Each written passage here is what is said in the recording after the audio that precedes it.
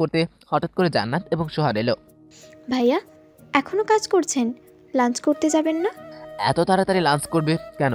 কত বাজে বলে ঘড়ির দিকে তাকালাম, দেখলাম 1:30 বেজে গেছে। এত বেজে গেছে অথচ কাজের চাপে চাপে বুঝতেই পারিনি। কি হলো, যাবে না? যাবো, একটু দাঁড়াও। নিজের ডেস্কের সব ফাইলগুলো ঠিক করে তারপর ওদের সাথে গেলাম লাঞ্চ করতে। অন্যদিকে মায়া নিজের কেবিনে খাবার নিয়ে সাজ্জাতের জন্য অপেক্ষা করছে, কিন্তু সাজ্জাতের কোনো দেখা পাওয়া যাচ্ছে না। অনেকক্ষণ হয়ে যাওয়ার কারণে মায়া পিয়নকে ডেকে বলল সাজ্জাদকে ডেকে নিতে। পিয়ন সাজ্জাদকে ডাকতে চলে গেল। একটু পর পিয়ন এসে বলল সাজ্জাদ স্যার নেই ক্যান্টিনে, গেছেন লাঞ্চ করতে। এইটা শুনে মায়ার মন অনেক খারাপ হয়ে গেল। তারপর সে একা একা খাবার খেয়ে নিল। খাবার শেষ করে সিসি ক্যামেরায় তাকিয়ে দেখলো সাজ্জাদ এবং জান্নাত হাসাহাসি করতে করতে ভিতরে আসছে। তখন মায়া রাগের মাথায় সাজ্জাদকে অনেক গালি দিল। এদিকে আমি লাঞ্চ করে আমি এবং জান্নাত অফিসে এলাম। সোহান ওর বাসায় কথা বলছে, তাই আমাদের সাথে আসতে পারেনি। আমরা দুজন অফিসে এসে যার যার ডেস্কে গিয়ে আবার কাজ করা শুরু করলাম। কাজ করতে করতে অফিস ছুটি হয়ে গেল, তাই নিজের সবকিছু গুছিয়ে নিয়ে অফিসের বাইরে এসে রিক্সার জন্য দাঁড়ালাম। লাঞ্চের পর থেকে মায়া আমাকে ওর কেবিনে যেতে বলেনি। এটা অবশ্য আমার জন্য ভালো হয়েছে, আরাম মতো কাজ করতে পেরেছি। অফিসের বাইরে রিক্সার জন্য দাঁড়িয়ে আছি, কিন্তু কোনো প্রকার রিক্সা পাচ্ছি না। অনেকক্ষণ দাঁড়িয়ে থাকার পর আমার সামনে একটা গাড়ি এসে দাঁড়ালো। গাড়িটা দেখে বুঝে গেলাম এটা মায়ের গাড়ি, তাই ওর গাড়ির সামনে বাসার দিকে হাঁটা ধরলাম। আমি মায়ের সাথে কথা বলতে চাই না, তবু মায়া আমার সামনে আসে। গাড়ির সামনে থেকে চলে আসার সময় মায়া অনেকবার ডেকেছিল, কিন্তু আমি ওর কথা শুনেও না শোনার ভান করে ওখান থেকে চলে এসেছি। আজকে রিক্সা না পাওয়ায় হেঁটে হেঁটে বাসায় যেতে হচ্ছে। একটু পর বাসায় চলে এলাম। বাসায় এসে ফ্রেশ হতে যাব, তখনই মায়ের ফোন। সেদিকে খেয়াল না দিয়ে আমি ফ্রেশ হতে চলে গেলাম। ফ্রেশ হয়ে এসে ফোনটা হাতে নিয়ে দেখলাম মায়ের অনেকগুলো কল করেছে, তার সাথে একটা মেসেজও করেছে। আমি মেসেজটা পড়তে লাগলাম। মেসেজে লেখা ছিল, ফোনটা রিসিভ করো, তোমার সাথে আমার অফিসের বিষয়ে জরুরি কথা আছে। মেসেজটা পড়ে ভাবতে লাগলাম অফিসের বিষয়ে কি জরুরি কথা আছে যেটা এখন বলবে। সেটা শোনার জন্য আমি মায়াকে কল করলাম। রিং হওয়ার সাথে সাথে রিসিভ করলো। মনে হয় হাতের ভেতর ফোন নিয়ে বসেছিল। আমি বেশি কিছু বলবো না, জরুরি কথাটা শুনে কলটা কেটে দিব, তাই বললাম হ্যালো ম্যাম। মেসেজে বললেন অফিসের বিষয়ে জরুরি কথা আছে। হ্যাঁ আছে, তার আগে বলো বাসে ঠিক মতো গিয়েছো? হ্যাঁ ঠিক মতোই এসেছি। ও, খাবার খেয়েছো কি? এটা কি আপনার জরুরি কথা? জরুরি কথাটা পরে বলছি, আগে তুমি আগে আমার এই প্রশ্নের উত্তর দাও। না, খাবার রান্না করব, তারপর খাবো। ঠিক আছে, তাহলে আগে খাবার রান্না করে খেয়ে নাও, তারপর আমি ফোন দিয়ে বলবো জরুরি কথাটা কি। এখন বললেই তো হয়। না, এখন বলবো না, রাতে আমি কল করব, তখন বলবো, তার আগে বলা যাবে না। ঠিক আছে। ওইশো। বাকিটা বলার আগেই আমি কলটা কেটে দিলাম। এখন ওর সাথে ফালতু কথা বলে সময় নষ্ট করে আমার লাভ নেই। যত কথা বলবো তত সময় নষ্ট হবে। তাড়াতাড়ি করে আগে খাবার রান্না করে নেই, তারপর খাবার রান্না করে খেয়ে শুয়ে নিয়েছিলাম। তখন আমার ফোনটা বাজতে লাগলো। আমি ফোনের দিকে তাকিয়ে দেখলাম মায়ের নাম্বার থেকে কল এসছে। আমি ওর সাথে কথা বলতে চাই না, কিন্তু কি যেন একটা জরুরি কথা বলবে সেটা শোনার জন্য কলটা রিসিভ করে বললাম হ্যালো ম্যাম, বলুন। ডিনার করেছো কি? করেছি। আপনি করেছেন কি? হ্যাঁ আমিও করেছি। এখন তাহলে বলুন জরুরি কথাটা কি? একটু ওয়েট করো, বলছি কি জরুরি কথা। আমি বিরক্ত হয়ে কলটা কেটে দিলাম। আমি ভালো করে বুঝে গেছি মায়ের জরুরি কোনো কথা নেই, এইগুলো আমার সাথে কথা বলার বাহানা। কল কেটে দেওয়ার পর মায়া অনেকবার আমাকে কল দিয়েছিল, কিন্তু আমি কল রিসিভ করিনি। শুয়ে থাকতে থাকতে কখন ঘুমিয়ে গিয়েছি নিজেও জানি না। সকালবেলা ঘুম থেকে নাস্তা করে অফিসের জন্য রেডি হচ্ছিলাম, তখন আমার ফোনে একটা SMS এলো। আমি মেসেজটা ওপেন করে দেখি মায়া মেসেজ দিয়েছে আমার, গুড মর্নিং, সাবধানে অফিসে আসবে, লেট হলেও সমস্যা নেই, কিন্তু অফিসে বা রাস্তায় কোনো মেয়ের সাথে কথা বললে তোমার খবর করে ছাড়বো। মেসেজটা পড়ে আমি হাসতে লাগলাম। হাসার কারণটা হলো মায়ের এসব ব্যবহার দেখে। মাকে যতই অবহেলা করি না কেন, আমার খেয়াল ও ঠিকই রাখবে। মেসেজটা পড়ে ফোনটা পকেটে ঢুকিয়ে রেখে দিয়ে বাইরে এলাম। তারপর একটা রিক্সা নিয়ে অফিসে চলে এলাম। অফিসে এসে নিজের ডেস্কে বসে কাজ করছিলাম, তখন জান্নাত আমার কাছে এসে বলল, ভাইয়া ভালো আছেন? হ্যাঁ আছি, তুমি ভালো আছো? হ্যাঁ আমি ভালো আছি। আচ্ছা, আপনাকে একটা কথা বলতে এলাম। বলো, কি বলবে? আগামী শুক্রবার আমার বড় ভাইয়ের বিয়ে, আপনাকে এবং সোহান ভাইয়াকে কিন্তু আসতে হবে। শুক্রবারে? হুম। ঠিক আছে, আসবো। তুমি বরং সোহানকে জানিয়ে দাও। সোহান ভাইয়া এখনও আসেননি, অফিসে এলে ওনাকে বলে দিব। ঠিক আছে। তারপর জান্নাত আর কিছু না বলে ওইখান থেকে চলে গেল। তারপর আমি আমার কাজ করতে শুরু করলাম। কাজ করতে করতে অনেকক্ষণ সময় পেরিয়ে গেল। তখন পিয়ন এসে বলল ম্যাম ডাকছে। আমি বিরক্তকর ভাব নিয়ে ম্যামের কেবিনে গিয়ে বললাম, ম্যাম আসবো? আসো বসো। আমি কি চেয়ারে বসলাম। তারপর ম্যামকে বললাম, আমাকে ডেকেছেন? তোমাকে একটা কথা বলার জন্য ডেকেছি। বলুন, কি বলবেন? জান্নাত তোমাকে কি ইনভাইট করেছে ওর ভাইয়ের বিয়েতে? করেছে কেন? তুমি কি সেখানে যাবে? যাব। কাজ করো, একটু পর আমার সাথেই তোমাকে একটা জায়গায় নিয়ে যাব। আমি কোথাও যেতে পারবো না, আমার কাজ আছে। আমি যেটা বলছি সেটাই হবে। যাও এখন গিয়ে কাজ করো। আমি আর কিছু বললাম না। এই কথা বুঝতে পারলাম না যে মায়া জান্নাতের ভাইয়ের বিয়ের কথা জিজ্ঞেস করলো কেন। আবার বলছে এখন গিয়ে কাজ করো, একটু পর আমাকে কোথাও নিয়ে যাবে, সেখানে নিয়ে গেলে দেখা যাবে। ততক্ষণ আমার কাজটা করে নেই। আগে প্রায় 1 ঘন্টা পর মায়া আমার ডেস্কের সামনে এসে বলল। চলো আমার সাথে। মায়ের এমন ব্যবহার দেখে অফিসের সকলেই আমাদের দিকে তাকিয়ে আছে। কি হলো, বসে আছো কেন? চলো আমার সাথে। সকলে যে আমাদের দিকে তাকিয়ে আছে। ওরা তাকিয়ে থাকলে থাকুক, তাতে আমাদের সমস্যা কি? আমার সাথে চলো তাড়াতাড়ি করে। আমি সবার দিকে একবার তাকিয়ে মায়ের সাথে অফিসের ভিতর থেকে বের হয়ে এলাম। বাইরে এসে মায়া একটা রিক্সা ডাক দিল। মায়া রিক্সায় উঠে বসলো। আমি দাঁড়িয়েছিলাম। তখন মায়া আমাকে বলল, তুমি এভাবে দাঁড়িয়ে আছো কেন? রিস্কায় ওঠো। আমি আপনার সাথে রিক্সায় কেন যাব? তাহলে কিসে যাবে? আমি অন্য একটা নিয়ে আসছি, আপনি এটাতে চলে যান। তার দরকার নেই, তুমি আমার সাথে এক রিস্কায় যাবে। বলে আমার হাত টান দিয়ে রিক্সায় তুললো। তারপর রিক্সাওয়ালা মামাকে যেতে বলল। একটু পর মায়া একটা রেস্টুরেন্টের সামনে নিয়ে সে রিক্সা থামাতে বলল। তারপর মায়া রিক্সা থেকে নেমে বলল। নিচে নামো এবং আমার সাথে ভেতরে চলো। আমি রিক্সা থেকে নেমে মায়ার সাথে ভেতরে গেলাম। ভিতরে গিয়ে মায়া একটা টেবিলে বসলো। ওর সাথে আমাকে বসতে বলল। আমি বসার পর মায়া ওয়েটারকে ডেকে খাবার অর্ডার করলো। খাবার অর্ডার করে মায়া আমাকে বলল, এখন চুপচাপ খাবারটা খেয়ে নিবে। খাবার শেষ করে শপিং মলে যাব। শপিং মলে কেন? কেনাকাটা করতে যাব। তাহলে আমাকে নিয়ে যাচ্ছেন কেন? সেটা গেলেই বুঝতে পারবে। এখন খাবার খাও। কথা বলার ফাঁকে ফাঁকে ওয়েটার খাবার দিয়ে গেছে। খাবারগুলো দেখলাম এখানে সবকিছু আমার প্রিয় খাবার। আমি বেশি কিছু না ভেবে খাবারগুলো খাওয়া শুরু করলাম। খাবার শেষ করে হাত ধুয়ে বিল দিতে যাব, তখন মায়া বলল, তোমাকে বিল দিতে হবে না, আমি বিল দিচ্ছি। আমার বিল আপনি দিতে গেলেন কেন? কেন দিতে পারবো না? সেটা না। আর বলতে হবে না, এখন চল আমার সাথে, অনেক কাজ আছে। বলে আমার হাত ধরে রেস্টুরেন্টের বাইরে নিয়ে এলো। এরপর আমাকে নিয়ে রিক্সায় উঠলো। তারপর মায়া বড় একটা শপিং মলের সামনে এসে রিক্সা থামাতে বলল। রিক্সা থামার পর মায়া রিক্সা থেকে নেমে গেল। সাথে আমাকেও নামতে বলল। আমিও নামলাম। রিক্সা থেকে মায়া ভাড়াটা দিয়ে আমাকে নিয়ে ভিতরে চলে গেল। প্রথমে মায়া আমাকে নিয়ে গেল মেয়েদের কর্নারে। সেখানে একটা দোকানে গিয়ে বলল, ভাইয়া, যতগুলো শাড়ি আছে একটা একটা করে বের করেন। দোকানদার কয়েকটা শাড়ি বের করে আমার সামনে রাখলো। আমি মায়ের থেকে একটু দূরে দাঁড়িয়েছিলাম। তখন মায়া আমাকে বলল, এত দূরে দাঁড়িয়ে আছো কেন? এদিকে আসো এবং দেখো কোন শাড়িটা সবচেয়ে সুন্দর দেখা যাচ্ছে। তখন আমি মায়ের কাছে গিয়ে বললাম, শাড়ি কিনবেন আপনি আর পছন্দ করতে বলছেন আমাকে, এটা আবার কেমন? তোমার পছন্দ করে দিলে সমস্যা কি? তোমার কাছে যেটা ভালো লাগবে আমি সেটাই নিব। শাড়িগুলোর দিকে তাকিয়ে দেখলাম অনেক কালারের শাড়ি আছে। ওর ভিতর থেকে আমার পছন্দ মতো কয়েকটা শাড়ি দিলাম মায়ের হাতে। মায়া সেগুলো প্যাকেট করতে বলল। তারপর আমাকে নিয়ে ছেলেদের কর্নারে গেল। ছেলেদের কর্নারে আসার কারণ আমি বললাম, আপনি আবার ছেলেদের জামা কাপড় পরেন নাকি? কথা না বলে চুপচাপ দাঁড়িয়ে থাকো। এটা বলে মায়া কয়েকটা টি শার্ট আমার শরীরের সাথে মাপ নিল। তখন আমি বললাম, আমার শরীরের সাথে কেন মাপ নিচ্ছেন? চুপ করে থাকো তো। এগুলো আমার বয়ফ্রেন্ডের জন্য নিচ্ছি। ওর সাইজ এবং তোমার সাইজ একদম এক। তাহলে আমাকে নিয়ে এসেছেন কেন? আপনার বয়ফ্রেন্ডকে নিয়ে এলেই তো পারতেন। সে অনেক ব্যস্ত মানুষ, ওর হাতেই সময় থাকে না, বুঝেছো? আমি আর কিছু বললাম না। অন্য কোনো প্রেমিক হলে বয়ফ্রেন্ড আছে, এটা শুনলে অনেক কষ্ট পেত, কিন্তু আমার ডায়েরিতে কষ্ট বলে কিছু রাখেনি। মায়া একে একে অনেকগুলো টি শার্ট ও প্যান্ট নিল। তারপর সেগুলোর বিল দিয়ে বাইরে এসে একটা রিক্সা নিয়ে অফিসে চলে এলো। অফিসে এসে মায়া নিজের কেবিনে গেল এবং আমি নিজের ডেস্কে গেলাম। দুপুরবেলা লাঞ্চ করলাম না, কারণ বাইরে থেকে খেয়ে এসেছিলাম। তাই কাজ করতে করতে অফিস ছুটি হয়ে গেল। আমি আমার সব কিছু গুছিয়ে অফিস থেকে বের হতে যাব, তখন পিয়ন এসে বলল ম্যাম ডাকছে। এবার কোনো কিছু না ভেবে ম্যামের কেবিনে গিয়ে বললাম, ম্যাম আমাকে ডেকেছেন? হ্যাঁ, এই প্যান্টগুলো নাও। কি আছে এই প্যাকেটে? প্যাকেটটা হাতে নিয়ে তারপর সেটা বাসায় গিয়ে যখন খুলবেই তখন বুঝতে পারবে। এখন চলো, তোমাকে তোমার বাসার সামনে নামিয়ে দিয়ে আসি। তার দরকার নেই, আমি একাই চলে যেতে পারবো, আপনাকে এত কষ্ট করতে হবে না। না, আমি তোমাকে নামিয়ে দিয়ে আসবো। এখন কথা বললে চল, তোমাকে তোমার বাসার সামনে নামিয়ে দিয়ে আসি। আমি আর কিছু বললাম না। মায়ের সাথে বাইরে এসে ওর গাড়িতে উঠলাম। মায়া নিজেই ড্রাইভ করছে।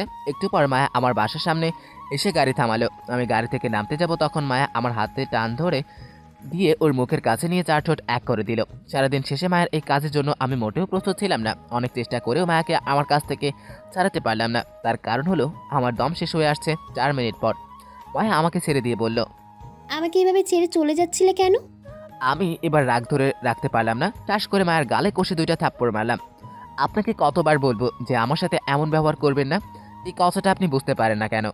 কেন আমার সাথে এমন করছেন? আমি তোমাকে ভালোবাসি তাই। কিন্তু আমি আপনাকে ভালোবাসি না এবং কখনো বাসবও না। তাই প্লিজ আমার কাছে নিজের অধিকার দেখাতে আসবেন না। প্লিজ, তুমি আমার কথাটা অন্তত শুনে যাও। আমি মায়ের কোনো প্রকার কথা না শুনে গাড়ি থেকে নেমে বাসার ভিতরে চলে এলাম। বাসার ভিতরে এসে প্যাকেটটা রেখে ওয়াশরুমে ঢুকলাম। ফ্রেশ হওয়ার সময় হাতে দেখলাম রক্ত লেগে আছে। রক্ত কোথা থেকে এলো এটাই ভাবতে লাগলাম। তখন মনে পড়লো মায়ের ঠোঁটের রক্ত। এবার নিজেরই খারাপ লাগতে লাগলো। থাপ্পড়টা নাও মারলেও হতো, পরে না হয় ক্ষমা চেয়ে নিব। তারপর ফ্রেশ হয়ে বাইরে এসে মায়ের দেওয়া প্যাকেটটা খুললাম। দেখলাম এখানে সব টি শার্ট ও প্যান্টগুলো আছে, যেগুলো কিনা মায়ের সকালবেলা কিনেছিল। একবার ভাবলাম এগুলো ফেলে দিই, আবার ভাবলাম থাক, মায়ের জিনিস মায়াকেই ফিরিয়ে দিব। অবশেষে ঠিক করলাম এগুলো মায়াকে ফিরিয়ে দিব। তাই জামা কাপড়গুলো আবার প্যাকেটে তুলে রেখে দিলাম।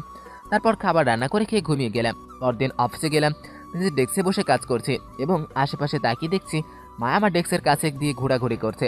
আমি সেদিকে বেশি মনোযোগ দিলাম না। অনেকক্ষণ ঘোরাঘুরির পর ম্যাম নিজের কেবিনে চলে গেল। মায়া কেবিনে যাওয়ার সাথে সাথে পিয়ন এসে বলল ম্যাম ডাকছে।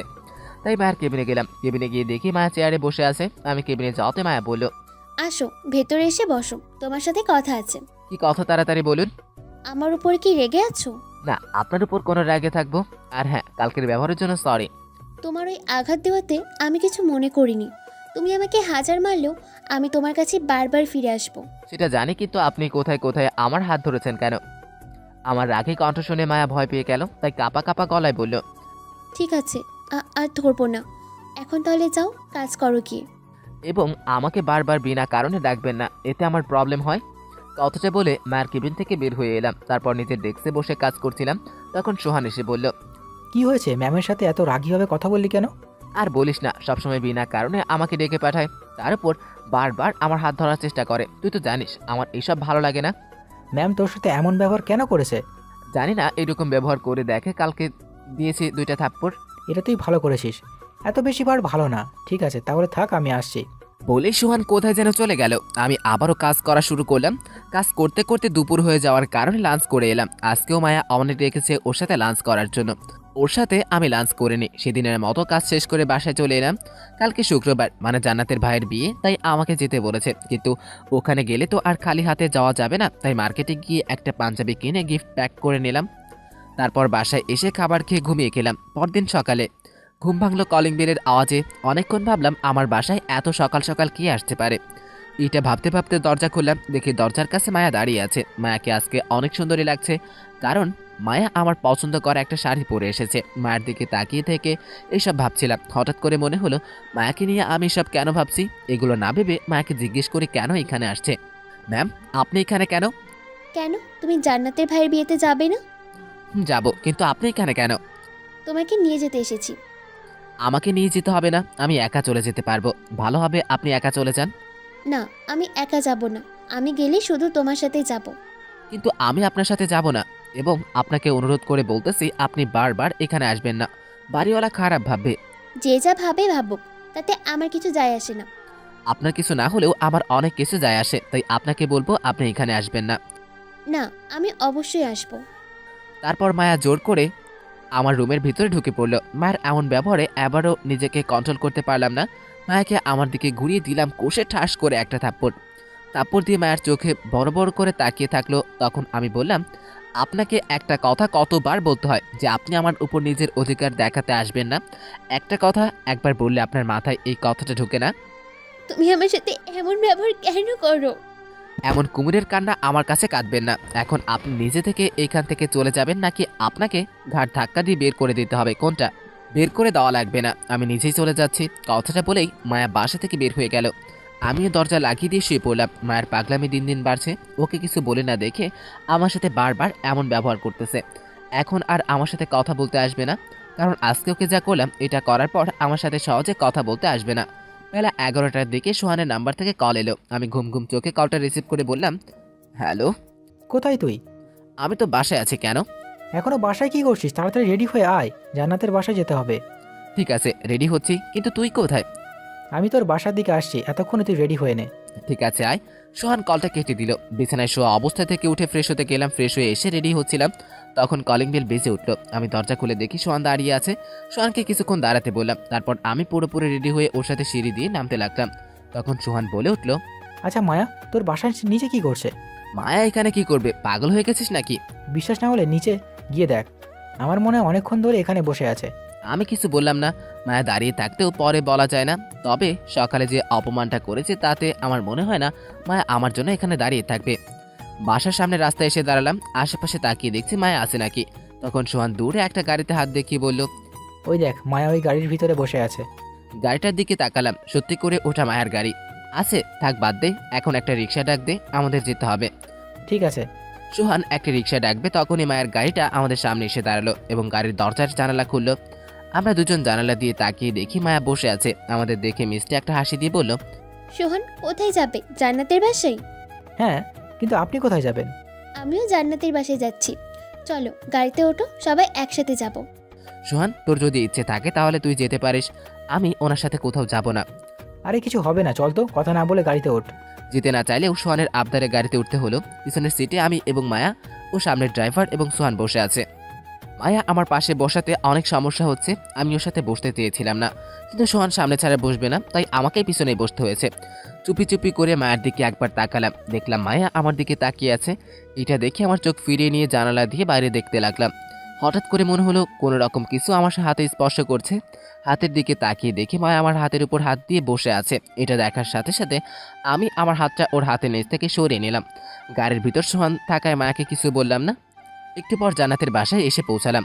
গাড়ি থেকে নেমে ভিতরে যাচ্ছিলাম, তখনই মায়া এসে আমার পাশে দিয়ে হাঁটতে হাঁটতে আমার হাত ধরলো এবং বলল, প্লিজ এবার অন্তত রাগ করো না, একটু সময় তোমার হাতটা আমাকে ধরতে দাও প্লিজ। আমি মায়ের কাছ থেকে নিজের হাতটা ছাড়িয়ে নিয়ে একটু দূরে গিয়ে বললাম, আপনি সবসময় আমার থেকে এত দূরত্ব রাখবেন তাহলে আমি খুশি হব। কেন? আমার এসব পছন্দ না তাই, এবং আপনাকে তো বলেছি আপনি আমার সাথে কথা বলতে আসবেন না, তবুও বারবার কেন কথা বলতে আসেন?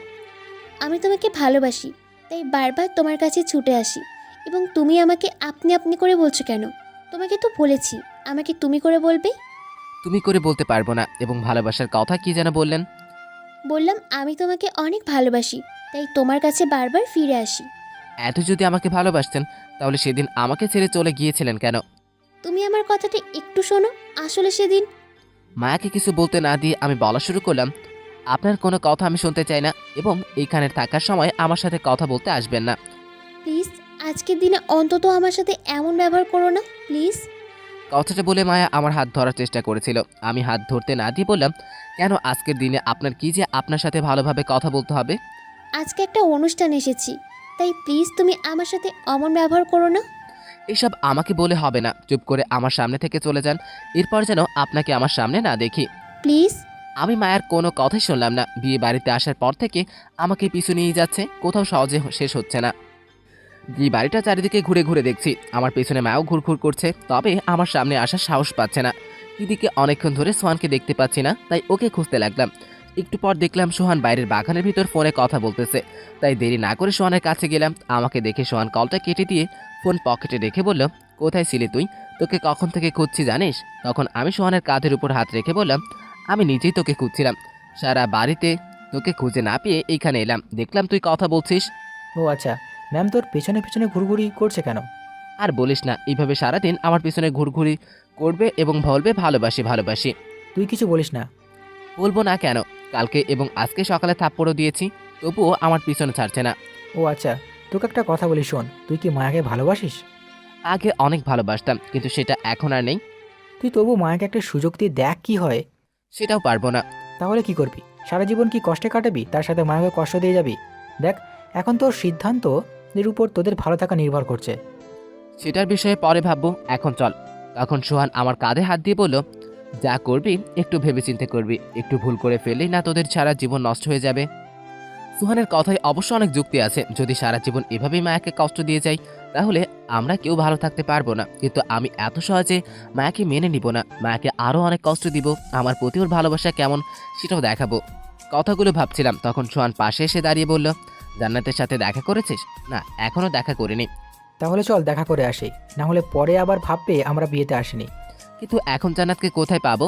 খুঁজলে ঠিক পাওয়া যাবে, এই বাড়িতে আছে, এটা ছাড়া আর কোথায় যাবে? ঠিক আছে, চল খুঁজে দেখি।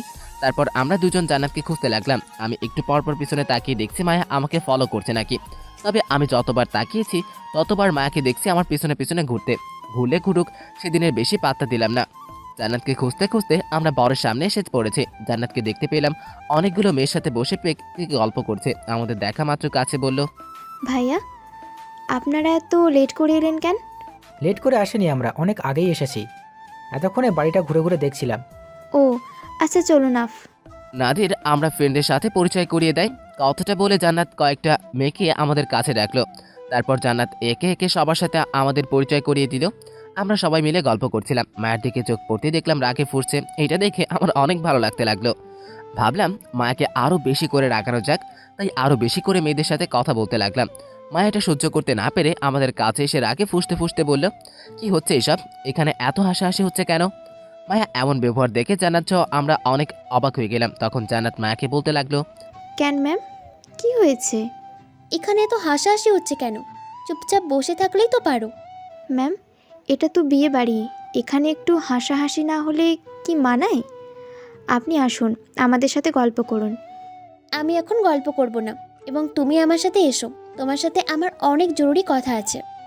বলে মায়া সকালের সামনে আমার হাত ধরে সাদে নিয়ে এলো। বিয়ে বাড়িতে সবাই নিজ নিজ কাজে ব্যস্ত থাকায় সাদে কেউ নেই। মায়া আমাকে দাঁড় করিয়ে দিল। তারপর আমার সামনে দাঁড়িয়ে শক্ত করে কলার ধরে বলল, অন্য মেয়েদের সাথে কথা বলতে ভালো লাগে তাই না? মেয়েদের সাথে কথা বলতে কার ভালো লাগে না শুনি? এমনভাবে আমার সাথে কথা বলতে পারো না। আপনি আমার কে যে আপনার সঙ্গে কথা বলবো? মন থেকে বিশ্বাস করলে জানতে পারবে আমি তোমার কি। আমার এত কিছু জানার দরকার নেই, আগে আপনি বলুন, কলার ছাড়ুন। বলে কলারটা ছাড়িয়ে নিলাম। তখন মায়া চলচল চোখে আমাকে বলল, তুমি প্লিজ আমাকে আরও একটু সুযোগ দাও, আর কখনো তোমাকে ছেড়ে যাব না, সবসময় তোমাকে নিয়ে ব্যস্ত থাকবো। এত মিথ্যা বলার দরকার নেই, আপনি আমাকে পাওয়ার সুযোগটা অনেক আগেই হারিয়েছেন। প্লিজ তুমি আর একটা সুযোগ দিয়ে দেখো। এটা সম্ভব না। কথাটা বলেই সাদের দরজার দিকে তাকালাম। দেখলাম দরজার কাছে সোহান দাঁড়িয়ে আছে। আমাদের কথা শেষ হওয়া মাত্রই সোহান আমার কাছে এসে বলল, তুই ওকে আর একটা সুযোগ দিয়ে দেখ। সোহান, তোকে একটা কথা কতবার বলতে হয়? এটা আমি পারবো না। কেন পারবি না? সকল মানুষ জীবনে একটা করে ভুল করে থাকে, এটা নিয়ে সারা জীবন পড়ে থাকলে তো আর হবে না।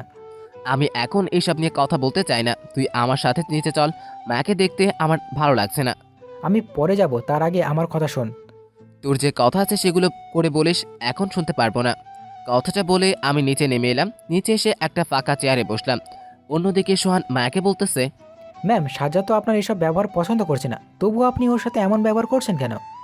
না বুঝলে তোমাকে আমার জায়গায় ভেবে দেখো, তুমি কি করতে। আপনার জায়গায় থাকলে আমিও এটাই করতাম। তাহলে এখন এসব বাদ দিয়ে তুমি সাজ্জাদকে একটু বোঝানোর চেষ্টা করো প্লিজ। ঠিক আছে ম্যাম, আপনি চিন্তা করবেন না, আমি দেখি কি করা যায়। এবং ম্যাম, আপনাকে বলে রাখি, আপনি আজকে থেকে সাজ্জাদের সামনে একটু কম আসার চেষ্টা করবেন। আমি ভেবে নিয়েছি আমি কি করব, এটা নিয়ে তোমাকে আর ভাবতে হবে না। ঠিক আছে।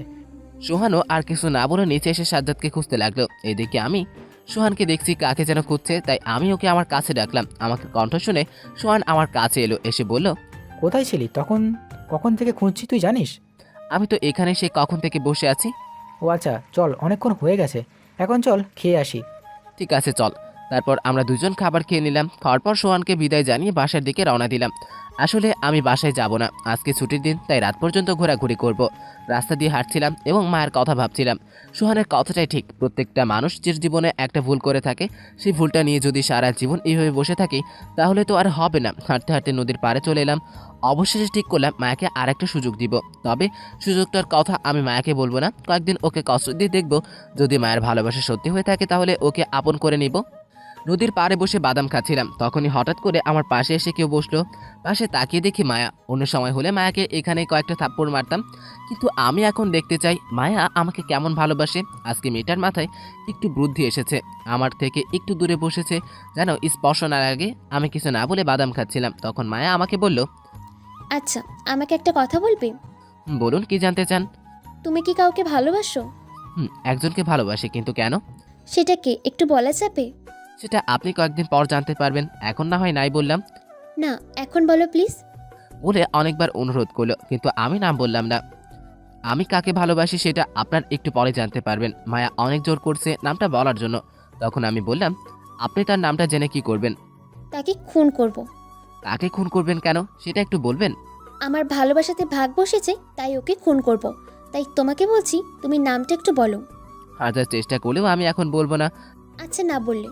আমি কিছু বললাম না। আজকে কি কারণে জানো মায়ের সাথে সময় কাটাতে ভালো লাগছে। অনেক বলবেন মায়াকে ভালোবাসি কিনা, মায়াকে তো অনেক আগে থেকেই ভালোবাসি, তবে সেটাতে অনেক মান অভিমান জমা হয়ে আছে।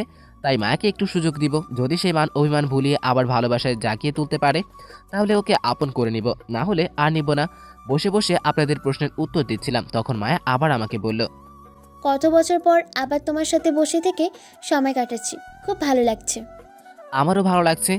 আচ্ছা একটা প্রশ্নের উত্তর দিবে? বলেন কি প্রশ্ন? আমাকে কি আরেকটা সুযোগ দিতে পারবে না? আমার ভালোবাসা কতটা সত্য সেটা দেখানোর জন্য।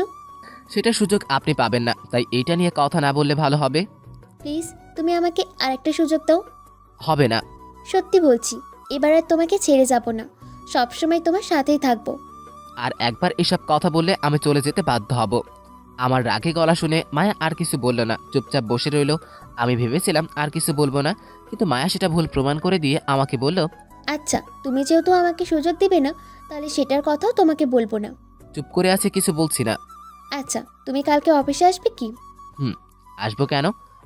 না, তাই এমনি বললাম। আচ্ছা থাকো, আমাকে এখন বাসায় যেতে হবে। তুমি বাসায় যাবে না? আপনি চলে যান, আমার বাসায় যেতে দেরি হবে। মায়া কিছু না বলে আমার গালে একটা কিস করে চলে গেল। আমি অবাক চোখে মায়ের দিকে তাকিয়ে রইলাম, তবে কিছু বললাম না। ওর সব ব্যবহার হিসেবের খাতে তুলে রাখছি, কালকে থেকে ওকে দেখাবো কষ্ট কি জিনিস। মায়া চলে যাওয়ার পরে আমি আরও কিছুক্ষণ নদীর পাড়ে বসে থাকলাম। তারপর আমিও বাসায় চলে এলাম। বাসায় এসে রান্না করছিলাম, তখন হঠাৎ করে সোহান কল দিল। কলটা রিসিভ করতেই ওপাশ থেকে সোহান বলতে লাগলো, হ্যালো, বল। কালকে কি অফিসে আসবি? আসবো তো, তবে এটা জিজ্ঞেস করছিস কেন? না, এমনি বললাম আর কি। তাহলে সকালে দেখা হবে। ঠিক আছে। তারপর সোহান কলটা কেটে দিল। আমিও রান্না করে রাতের খাবার খেয়ে ঘুমাতে যাব, তখন মায়ের নাম্বার থেকে একটা মেসেজ এলো। আমি মেসেজটা চেক করে তাতে লেখা আছে, মিস্টার ডিনার করছো কি? আমিও মেসেঞ্জারে রিপ্লাই দিলাম, লিখে দিলাম, হ্যাঁ করেছি, এবং এখন আমি কথা বলতে পারবো না, সকালে অফিস আছে, তাড়াতাড়ি ঘুমিয়ে পড়তে হবে, যা বলার সকালে বলবেন, এখন বাই। মেসেজটা পাঠিয়ে দিয়ে আমি ঘুমিয়ে গেলাম। পরদিন সকালে অফিসে যাওয়ার জন্য বাসা থেকে বের হয়ে দেখি বাসার সামনে জান্নাত যাচ্ছে। তখন আমি জান্নাতকে আমার কাছে ডেকে বললাম, এখান থেকে কোথায় যাচ্ছ? এই তো ভাইয়া, অফিসে যাচ্ছি। আপনি অফিসে যাবেন না? হ্যাঁ, আমিও তো অফিসে যাওয়ার জন্য বাসা থেকে বের হয়েছি। তাহলে তো একসাথেই যাওয়া যায়, কি বলেন? অবশ্যই, চলো যাই। তারপর আমরা দুজন গল্প করতে করতে অফিসে চলে এলাম। অফিসে এসে নিজের ডেস্কে বসছি, তখন পিয়ন এসে বলল, ম্যাম আপনাকে ডাকছে। ঠিক আছে আমি যাচ্ছি। পিয়ন চলে যাওয়ার পর আমি ব্যাগটা ডেস্কে রেখে ম্যামের কেবিনে গেলাম। ম্যামের কেবিনে গিয়ে দেখি ম্যাম চেয়ারে বসে থেকে কান্না করছে। তখন আমি মায়ের কাছে গিয়ে বললাম, আপনি আমাকে ডেকেছেন? মায়া আমার কথার উত্তর না দিয়ে আমার পা জড়িয়ে ধরে কান্না করতে করতে বলল, তুমি প্লিজ আমাকে এভাবে আর কষ্ট দিও না। তোমার অন্য মেয়েদের সাথে মেলামেশা আমার সহ্য হয় না। আরে ম্যাম, আপনি সব কি করছেন? মায়াকে পা থেকে ছাড়ানোর চেষ্টা করছি, কিন্তু মায়া এমনভাবে পা ধরে আছে যেন আমি পারছি না। অনেক কষ্টের পরে যখন ছাড়লাম তখন মায়া বলল, তুমি আমার সাথে এমন করছো কেন বলো তো? সেটা আমার থেকে আপনি ভালো জানেন, এবং আমাকে অন্য মেয়েদের সাথে কথা বলতে দেখলে আপনার সমস্যা কি? তোমাকে অন্য মেয়েদের সাথে আমি সহ্য করতে পারি না, আমার অনেক কষ্ট হয়। মনে মনে বললাম, এইটুকুই কষ্ট পেয়ে এই অবস্থা, আমি তো ওর থেকে বেশি কষ্ট পেয়েছি। তার সবটুকু মায়াকে দিব, তারপর ওকে আপন করে নিব। আমি কিছু বলছি না দেখে মায়া আবার বলল, কি হলো, তুমি কিছু বলছো না কেন? বলার মতো কিছু নেই, এইটুকু কষ্ট পেয়ে এমন অবস্থা, তাহলে ভাব আমি এত বছর ধরে কিভাবে আছি। আমি সব বুঝতে পারছি, এখন তুমি শুধু আমাকে একবার আপন করে নাও, দেখবে তোমার সব কষ্ট আমি ভুলিয়ে দিব। মায়ের এমন কান্না আমার ভালো লাগছে না। মনে বলছে মায়াকে তুলে বুকে জড়িয়ে নেই, কিন্তু এখন সেটা করলে মায়ের শাস্তি দেওয়া হবে না। কি হলো, কিছু বলছো না কেন? আমার ভাবার জন্য কিছুক্ষণ সময় লাগবে। তোমার যত সময় লাগে তুমি নাও, সমস্যা নেই। তারপর আমি কিছু না বলে মায়ের কেবিন থেকে বের হয়ে সোহানের কাছে গেলাম। আমার চিন্তা মাখা মুখ থেকে সোহান বলল, কি হয়েছে তোর? এত চিন্তিত লাগছে কেন? কি করবো কিছু বুঝতে পারছি না। কি বলবি সেটা আমার সাথে শেয়ার কর, তাই তো হয়। সোহানকে সব ঘটনা খুলে বললাম। ও আচ্ছা, তুই এখন কি মায়াকে ভালোবাসিস? সেটা তো অনেক আগে থেকেই বাসি, কিন্তু সেটার উপর অনেক রাগ অভিমান জমে আছে। সেই রাগ অভিমানগুলো সব ভুলে গিয়ে মায়াকে আপন করে নে। আমি কিছু না বলে সোহানের ডেস্ক থেকে নিজের ডেস্কে এলাম। আজকে কেন যেন কাজ করতে মন চাইছে না, শুধু মায়াকে চিন্তায় মাথায় ঘুরপাক খাচ্ছে। সেদিনের মতো অফিস শেষ করে বাসায় এলাম। আজকে মায়া অনেকবার কথা বলতে এসছে, কিন্তু আমার ভালো লাগছে না দেখে ওর সাথে কথা বলিনি। বাসায় এসেও অনেকক্ষণ ভাবলাম, সবশেষে ঠিক করে নিলাম কালকে মায়াকে প্রপোজ করব, ওকে আর কষ্ট দিব না। ওটা তো গেল আমার কথা। অন্যদিকে মায়া অফিস থেকে ফিরে এসে মায়া নিজের রুমে গিয়ে কান্না করেই চলেছে। মায়ের মনে ভয় হচ্ছে সাজ্জাদ ওকে মেনে নিবে না, সেজন্য কান্না করছে। মায়ের বাবা একটা কাজে বাসার বাইরে গিয়েছিল, বাসায় এসে দেখে মায়া প্রচুর কান্না করছে। তাই মায়ের বাবা বলল, কি হয়েছে, এত কান্না করছিস কেন? বাবা, আমি আমার সব কিছু হারিয়ে ফেললাম বোধহয়। কি হয়েছে আমাকে সব খুলে বল। মায়া ওর বাবাকে সাজ্জাদ এবং মায়ের সব ঘটনা খুলে বলল। সেটা শুনে মায়ের বাবা বলল, তুই কি সাজ্জাদকে ভালোবাসিস? বাবা, ওকে ছাড়া আমি বাঁচতে পারবো না। আমারও সাজ্জাদকে পছন্দ। তুই চিন্তা করিস না, আমি সাজ্জাদের সাথে কথা বলে দেখছি কি করা যায়। সাজ্জাদ রাজি থাকলে কালকে তোদের বিয়ে দেব। ঠিক আছে। আমাকে সাজ্জাদের বাসার ঠিকানা দে, ওর সাথে আমি কথা বলে আসি। বাবা, আমাকেও নিয়ে চলো প্লিজ। তুই পরে যাস, আমি গিয়ে ওর সাথে কথা বলে আসি আগে। তারপর মায়া ওর বাবাকে সাজ্জাতের ঠিকানা দিল। মায়ের বাবা সাজ্জাতের বাসার উদ্দেশ্যে রওনা দিলেন। এদিকে আমি রুমের ভিতরে কিছু কাজ করছিলাম, তখন হঠাৎ করে আমার কলিং বেল বেজে উঠলো। আমি গিয়ে দরজা খুলে দেখি মায়ের বাবা দাঁড়িয়ে আছে। ওনাকে দেখে আমি অবাক হলাম, তাই বললাম, স্যার আপনি এখানে? এসেছি তোমার সাথে জরুরি কথা বলতে। ও আচ্ছা, ভিতরে আসুন। মায়ের বাবা ভিতরে এসে খাটের উপর বসলেন, তারপর আমাকে বললেন, দেখো মায়া তোমাদের সম্পর্কের কথা আমাকে বলেছে। মানুষ একটা ভুল করেই থাকে, সেটা নিয়ে এত বেশি রেগে থাকা ভালো না। স্যার আপনার কথা আমি বুঝতে পারছি, আমি এখন আর মায়ের উপর রেগে নেই। তাহলে তুমি আমার মেয়েকে এত কষ্ট দিচ্ছ কেন? আমি মাকে বোঝাতে চাইছি যে কারো মন ভাঙলে কেমন লাগে। এবার তোমার কাছে আমার একটা অনুরোধ, সেটা কি তুমি রাখবে? বলুন, আমি রাখার চেষ্টা করব। তুমি আমার মেয়েকে আর কষ্ট দিও না, তুমি ওকে বিয়ে করে নাও প্লিজ। স্যার আপনি কি পাগল হয়ে গেছেন? কোথায় আপনারা এবং কোথায় আমি? আমার মতো এতিম ছেলের সাথে আপনার মেয়ের বিয়ে দিবেন? দিব। আমার কাছে আমার মেয়ের সুখী সবকিছু, তুমি প্লিজ আমার কথা না করো না। আমি মনে মনে ভাবলাম, মায়ের সাথে একটু মজা করা যাক। এমন মজা করব যেটা কিনা সে কখনো ভুলবে না। মানবে কিনা সেটা জানি না, তবু একবার বলে দেখি তো। মায়ের বাবাকে বললাম, আচ্ছা আমি আপনার মেয়েকে বিয়ে করতে রাজি। আলহামদুলিল্লাহ, তাহলে কালকে তোমাদের বিয়ে দেবো। আমার কথাটা একটু শেষ করতে দিন। ঠিক আছে, বলো কি কথা। আমি যে মায়াকে বিয়ে করব এটা ওকে বলবেন না, বলবেন যে সাজ্জাদ তোকে বিয়ে করবে না, তাই অন্য একটা ছেলের সাথে ওর বিয়ে ঠিক করে এসছে। এটা করলে মায়া যদি অন্য কিছু করে ফেলে তাহলে? আমি জানি মায়া কিছু করবে না, আমি মায়ের সাথে মজা করার জন্য এই কথাটা বললাম। আপনি গিয়ে ওকে এই কথাটাই বলবেন, কেমন? ঠিক আছে, তুমি যা বলবে তাই হবে। আমি তাহলে এখন আসি। বলে মায়ের বাবা চলে গেল। আজকে আমি খুব খুশি, কারণ আমি যাকে ভালোবাসি তাকে নিজের করে পাবো। পকেট থেকে ফোনটা বের করে সোহানকে কল দিয়ে কাকার চায়ের দোকানে আসতে বললাম। সোহানকে আসতে বলে আমি বাসা থেকে বের হয়ে কাকার চায়ের দোকানে গিয়ে দেখি সোহান বসে আছে। আমি হাসি মাখা চেহারা দেখে সোহান বলল, আজকে এত খুশি খুশি কেন?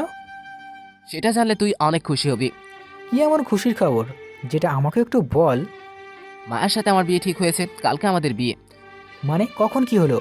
সোহানকে সব ঘটনা খুলে বললাম। এটা শুনে সোহানও অনেক খুশি হলো। তারপর আমরা দুজন মিলে গল্প করতে লাগলাম। অন্যদিকে মায়ের বাবা বাসার ভিতরে ঢুকতে মায়া দৌড়ে তার কাছে গিয়ে বলল, বাবা, সাজ্জাদ কি বললো তোমাকে? আমাকে বিয়ে করবে কি? আমাকে ক্ষমা করে দিস, সাজ্জাদ তোকে বিয়ে করবে না, তাই অন্য ছেলের সাথে তোর বিয়ে ঠিক করে ফেলেছি। এই কথা শোনার পর মায়া অনেক কান্না করতে লাগলো এবং বলল, আমি তোমাকে পাঠিয়েছি কিসের জন্য এবং তুমি কি করে এলে? আমি শুধু সাজ্জাদের, তাছাড়া আমি আর কারো না। তুই চিন্তা করিস না। না বাবা, যে জীবনে সাজ্জাদকে পাবো না সেটা রেখে আমার কোনো প্রকার লাভ নেই। কথাটা বলে মায়া টেবিল থেকে ফল কাটার ছুরিটা নিয়ে নিজের হাত কেটে ফেললো, যার কারণে হাত দিয়ে প্রচুর রক্ত পড়তে লাগলো। তখন মায়ের বাবা তাড়াতাড়ি করে মায়ের হাত ধরে বলল, তুই পাগল হয়ে গেছিস নাকি? মায়ের হাত দিয়ে রক্ত বের হয়ে কারণে মায়া বেশিক্ষণ তাকিয়ে থাকতে পারলো না। তখনই সে জ্ঞান হারিয়ে ফেলল। মায়ের বাবা দেরি না করে ডাক্তারকে কল দিয়ে তার বাসায় আসতে বলল। এদিকে আমি সোনের সাথে কথা বলছি, তখন আমার ফোনে একটা কল এলো।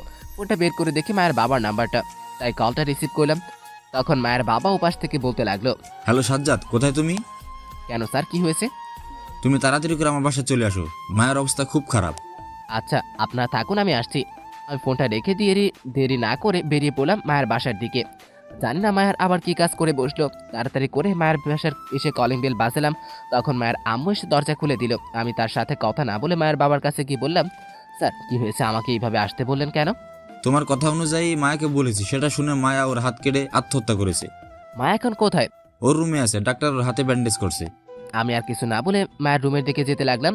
আজকে আমার জন্য মায়ের এই অবস্থা, আমি যদি এই মজা না করতাম তাহলে এমনটা আর হতো না। আজকে মায়ের কিছু হয়ে গেলে আমি নিজেকে কোনো দিনও ক্ষমা করতে পারবো না। মায়ের রুমের সামনে এসে দরজা খুলে ভিতরে গেলাম।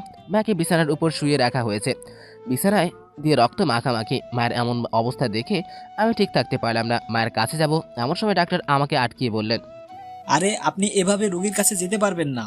কেন? ওনার এখন ঘুমের প্রয়োজন, শরীর থেকে অনেক রক্ত বের হয়ে গেছে, আর একটু দেরি হলে ওনার অবস্থা আরো খারাপ হয়ে যেত। আমি ওর কাছে গিয়ে বসে থাকতে পারি? সেটা পারবেন, তবে ওনার ঘুমের ডিস্টার্ব করতে পারবেন না। ঠিক আছে। ডাক্তার আমাকে আর কিছু না বলে রুম থেকে বেরিয়ে চলে গেল। ডাক্তার চলে যাওয়ার পর মায়ের বাবা আমাকে ডেকে বললেন, ডাক্তার কি বললো? চিন্তার কি কোনো কারণ আছে? না স্যার, এখন আর চিন্তার কোনো কারণ নেই এবং পারলে আমাকে ক্ষমা করে দিবেন। তোমাকে আমি ক্ষমা করবো না, তোমাকে শাস্তি পেতে হবে।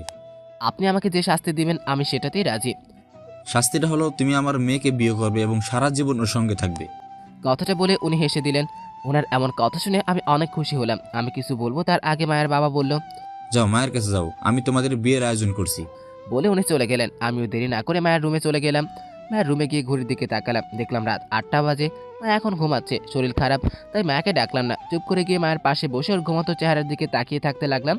ঘুমন্ত অবস্থায় মায়াকে অনেক সুন্দর লাগে। কিছুক্ষণ মায়ের দিকে তাকিয়ে থেকে পকেট থেকে ফোন বের করে টিপতে লাগলাম।